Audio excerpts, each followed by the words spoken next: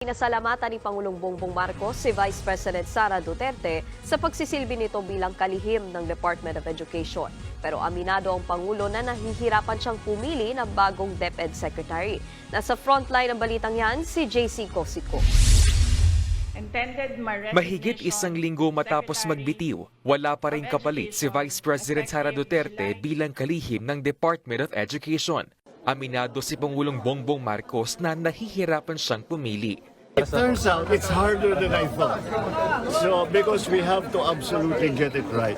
So I'm giving myself more time. Isinasaalang-alang rin daw niya ang mga panawagan ng iba't ibang sektor sa pagpili ng bagong DepEd Secretary. There are many calls for the new secretary to be an educator.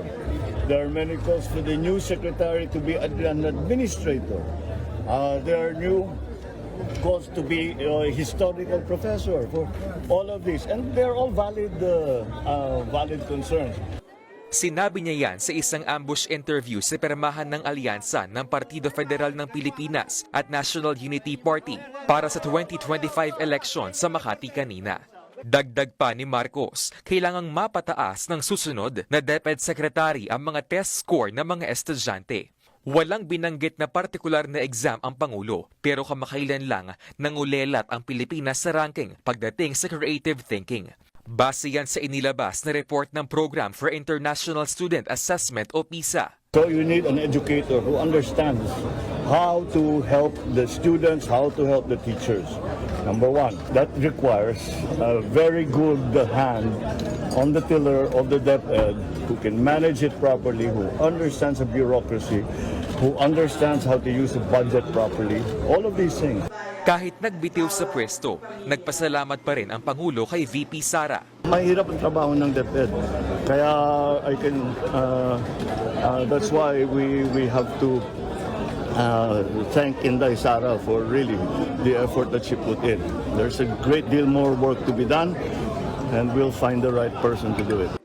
Sa pagdalo kanina ni PBBM sa pagsasanib pwersa ng kanyang Partido Federal at ng National Unity Party, iginiit ng Pangulo na layo ng alyansa na maisulong pa rin ang unity o pagkakaisa tungo sa anyay bagong Pilipinas. Pero aminado si PBBM na hindi ito madali dahil sa anyay mga balakid sa politika.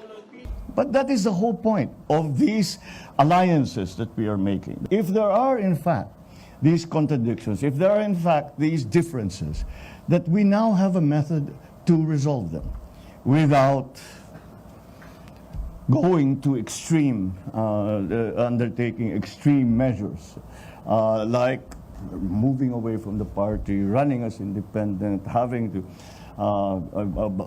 both allies fighting against each other politically, sometimes even more. Ayon naman kay NUP President at Camarines Sur 2nd District Congressman El Rey Villafuerte, nasa 6 hanggang 8 kandidato sa pagkasenador ang i-endorso ng kanilang partido.